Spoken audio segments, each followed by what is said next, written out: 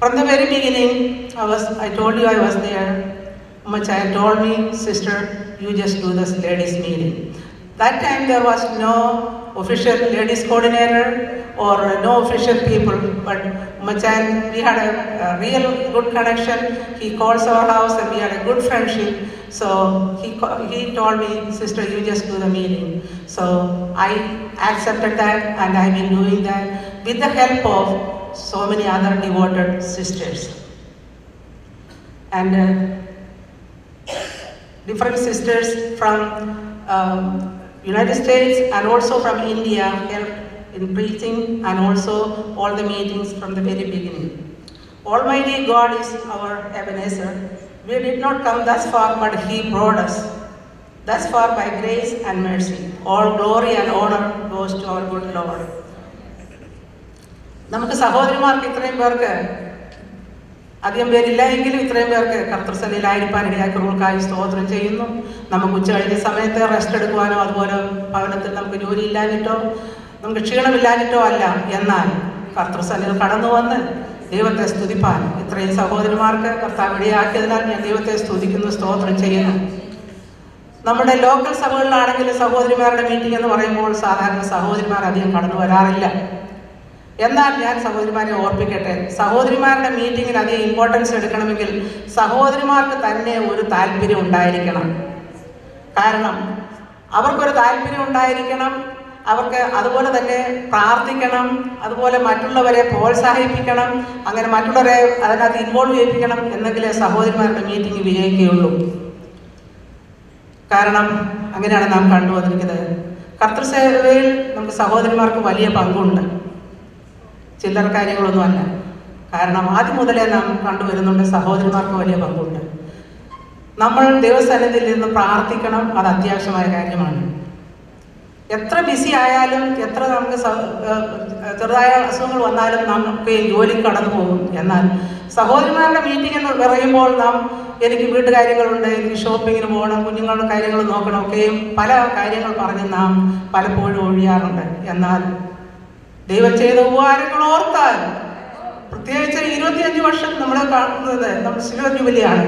കഴിഞ്ഞ 25 വർഷക്കാലമെങ്കിലും നാം തിരിഞ്ഞു നോക്കിയാൽ കർത്താവ് എത്രയോ ഉപകാരങ്ങൾ നമുക്ക് ചെയ്തു, എത്രയോ രോഗങ്ങൾ നമ്മെ വിടുവിച്ചു, എന്തെല്ലാം ആഴ്ചകൾ നമ്മെ വിടുവിച്ചു.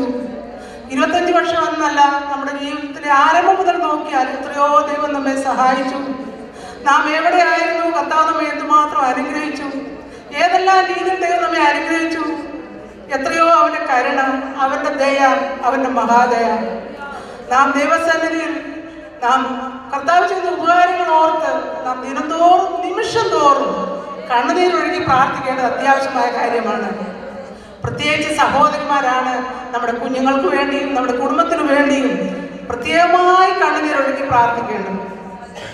നാം ഇനി പറയുന്നുണ്ട്, കുഞ്ഞുങ്ങളെ ആണെങ്കിൽ നാം ചെറുപ്പം മുതലേ അവർ നമ്മളെ കരയിക്കുന്നതിന് മുമ്പേ നാം കരഞ്ഞു പ്രാർത്ഥിച്ചാൽ അവർ നമ്മെ കരയിക്കുകയില്ല. എന്നാൽ നമുക്ക് വളരെ ചുമതലയുണ്ട് പ്രാർത്ഥിപ്പാൻ. നാം 25 വർഷത്തെ നമ്മൾ തിരിഞ്ഞു നോക്കിയാൽ ആദ്യകാലങ്ങളിൽ തുടങ്ങിയ കാലങ്ങളുള്ളതിൽ എത്രയോ സഹോദരിമാർ നമ്മളിൽ നിന്ന് മാറ്റപ്പെട്ടു, സഹോദരന്മാർ നമ്മൾ മാറ്റപ്പെട്ടു, കർത്തൃദാസന്മാർ നമ്മൾ മാറ്റപ്പെട്ടു. എന്നാൽ കർത്താവ് നമ്മെ എത്രയും പേരെ സൂക്ഷിച്ചു, സഹായിച്ചു. ഈ ആപത്തവളങ്ങളെ കൊണ്ട് നിറഞ്ഞിരിക്കുന്ന ഈ പട്ടണത്തിൽ നമ്മെ സഹായിച്ചു. നമുക്ക് സമയമില്ലാഞ്ഞിട്ടല്ല, ദൈവത്തോടുള്ള സ്നേഹം കൊണ്ടാണ് നാം ദിവസത്തിൽ കടന്നു വന്നത്. ദാനിയേലിനെ പോലെ നമുക്ക് സമയമില്ലായെങ്കിലും നാം സമയം കണ്ടുപിടിച്ച് ദൈവസന്നിധിയിൽ പ്രാർത്ഥിക്കേണ്ട അത്യാവശ്യമായ കാര്യമാണ്. അങ്ങനെ പ്രാർത്ഥിച്ചെങ്കിൽ മാത്രമേ നമുക്ക് അനുഗ്രഹം പ്രാപിക്കാൻ സാധിക്കുകയുള്ളൂ, ദൈവത്തോട് പറ്റിച്ചേരാൻ സാധിക്കുകയുള്ളൂ. നാം ബൈബിളിൽ നോക്കിയാൽ എത്രയോ പേർ ദൈവത്തോട് പറ്റിച്ചേർന്ന് അനുഗ്രഹം പ്രാപിച്ചവരുണ്ട്. നമുക്ക് അബ്രഹാമിനെ നോക്കാം. അബ്രഹാം ഒരു കൂടാരവാസിയായിരുന്നെങ്കിൽ ആരാധനാപ്രിയനായിരുന്നു. അപ്പോഴും ദൂതന്മാരെ അറിയാതെ സ്നേഹിച്ചു, സേവിച്ചു. അതുപോലെ തന്നെ ദേശത്തിന് വേണ്ടി പ്രാർത്ഥിച്ചു. വളരെ അനുസരണമുള്ളവനായിരുന്നു. അതുകൊണ്ട് അവസാന നിമിഷമാണെങ്കിലും അനുഗ്രഹം പ്രാപിച്ചത് നാം കാണുന്നു. മോശയെ നമുക്ക് നോക്കാം. മോശയാണെങ്കിലും വിക്കനായിരുന്നു. എന്നാൽ അങ്ങനെ പല വഴിവഴികളും ദൈവത്തോട് പറഞ്ഞു എങ്കിലും കർത്താവിന്റെ വിളി കേട്ട് പുറപ്പെട്ടതുകൊണ്ട് ആ ഇസ്രായേൽ ജനത്തെ മിസ്രൈമിൽ നിന്ന് യാത്ര പുറപ്പെടുവാൻ മോശ കൊണ്ട് സാധിച്ചു. അതുപോലെ സഹോദരിമാരെ, ദൈവം നമ്മെ വിളിച്ചുവെങ്കിൽ, വേർതിരിച്ചു എങ്കിൽ, ദൈവം പറയുന്നത് കേട്ട് നാം അനുസരിച്ചാൽ നമ്മെ കൊണ്ട് അധിക കാര്യങ്ങൾ ദൈവത്തിന് ചെയ്യുവാൻ സാധിക്കും. അത് തീർച്ചയാണ്. അതുപോലെ യോശുവയെ നമുക്ക് നോക്കാം. യോശുവ പറയുന്നത് എന്താണ്? ഞാനും എൻ്റെ കുടുംബവും ഞങ്ങൾ യഹോവയെ സേവിക്കും. നമുക്കും അന്വേഷിച്ച് മറ്റൊന്നും ഇല്ലെങ്കിലും ഞാനും എൻ്റെ കുടുംബവും ഞങ്ങൾ യഹോവയെ സേവിക്കും എന്ന് പറയാൻ നമുക്ക് തീർന്നെങ്കിൽ എത്ര നല്ലതാണ്. അത് നമ്മുടെ ജീവിതത്തിലെ ഏറ്റവും അനുഗ്രഹമാണ്. നമുക്കതുപോലെ തന്നെ നോക്കാം, ഹന്ന പ്രവാചകനെ നോക്കാം. വളരെ പ്രായമുള്ള സഹോദരിയാണെങ്കിലും ദൈവാലയം വിട്ടുമാറാതെ ദിവസത്തിൽ ഉപവസിച്ചും പ്രാർത്ഥിച്ചു വരുന്നു. മശിഹായെ കുറിച്ച് സംസാരിച്ചു കൊണ്ടിരുന്നു. അതുപോലെ നമ്മുടെ ഇടയിൽ എത്രയോ സഹോദരിമാരുണ്ട്, ഡ്രൈവ് ചെയ്ത് വെളിയിൽ പോകുവാനൊക്കത്തില്ല. അതുപോലെ പ്രായം ചെന്നവരാണ്, അല്ലെങ്കിൽ ശരീരത്തിന് സൗഖ്യമില്ല. എന്നാൽ അവർക്ക് ചെയ്യാൻ ഒക്കുന്നത് ഹന്ന പ്രവാചകയെ പോലെ ഭവനത്തിൽ നിന്നും മറ്റുള്ളവർക്ക് വേണ്ടി പ്രാർത്ഥിപ്പാൻ, രോഗികൾക്ക് വേണ്ടി പ്രാർത്ഥിപ്പാൻ, നശിച്ചു പോകുന്ന ജനങ്ങൾക്ക് വേണ്ടി പ്രാർത്ഥിപ്പാൻ, ദേശത്തിന് വേണ്ടി പ്രാർത്ഥിപ്പാൻ നമുക്ക് സാധിക്കും. അങ്ങനെ ചെയ്താൽ നാം അങ്ങനെ ആദികാലങ്ങളിൽ എത്രയോ അമ്മച്ചിമാർ, നമ്മുടെ മാതാക്കൾ പ്രാർത്ഥിച്ചാണ് സുവിശേഷന്മാരെ വാർത്തെടുത്തത്. അങ്ങനെ നമുക്ക് പലപ്പോഴും നമ്മുടെ ജീവിതത്തിൽ, നമ്മുടെ സഹോദരിമാർക്ക് പലപ്പോഴും നമ്മൾ അങ്ങനെയൊക്കെ ചെയ്യണമെന്ന് ചിന്തിക്കുമ്പോൾ പലപ്പോഴും പെരീനമാർ നമ്മുടെ ജീവിതത്തിൽ വരും. അത് നമ്മുടെ ജീവിതത്തിൽ അനുഗ്രഹമാണ്.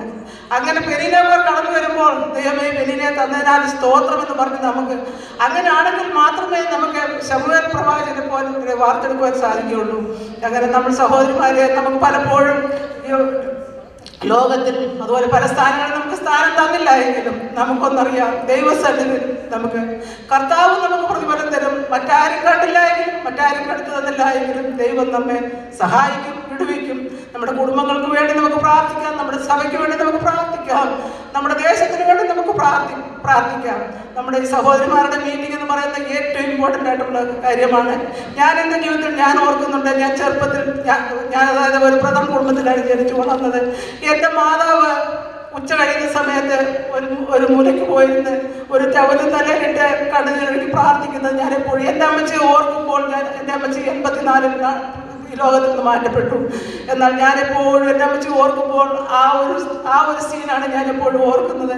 ആ ഇരുന്ന് പ്രാർത്ഥിക്കുന്ന ആ സീൻ ഞാൻ ഓർക്കുമ്പോൾ, കർത്താവേ എൻ്റെ അമ്മച്ചി പ്രാർത്ഥിച്ചുകൊണ്ട് എനിക്ക് അനുഗ്രഹം പ്രാപിച്ചു, എന്നാൽ ഞാൻ പ്രാർത്ഥിച്ചെങ്കിലാണ് എൻ്റെ കുഞ്ഞുങ്ങൾക്ക് അനുഗ്രഹം പ്രാപിക്കുന്നത് എന്നത് ഏറ്റെടുത്തുകൊണ്ട് നാം ഓരോരുത്തരും നമ്മുടെ കുഞ്ഞുങ്ങൾക്ക് വേണ്ടി, തലമുറയ്ക്ക് വേണ്ടി പ്രാർത്ഥിക്കേണ്ടത് അത്യാവശ്യമാണ്.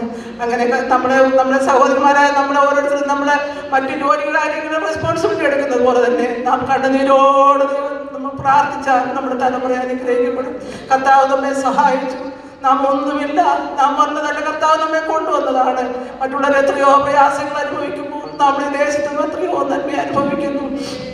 ഓരോ ദിവസവും ഓരോ നന്മ അനുഭവിക്കുമ്പോൾ ഒരു ദിവസം ഒരു പ്രാവശ്യമെങ്കിലും ദിവസം കണ്ണുനീരൊടുക്കാതെ ഞാൻ ഇരിക്കുകയില്ല. കാരണം എൻ്റെ ദൈവം ചെയ്ത് എനിക്ക് വിഷമം കൊണ്ടല്ല, എൻ്റെ ദൈവം ചെയ്ത ഉപകാരങ്ങൾ ഓർക്കുമ്പോൾ കർത്താവേ ഞാനിതൊന്നുമില്ല, നീ തന്നതാണ്, നീ കൊണ്ടുവന്നതാണെന്ന് അനുഗ്രഹം ഓരോന്നും ഓർക്കുമ്പോൾ ദൈവസ്ഥലിൽ കണ്ണുനീരൊഴുക്കി പ്രാർത്ഥിച്ചുകൊണ്ടിരിക്കുന്നു.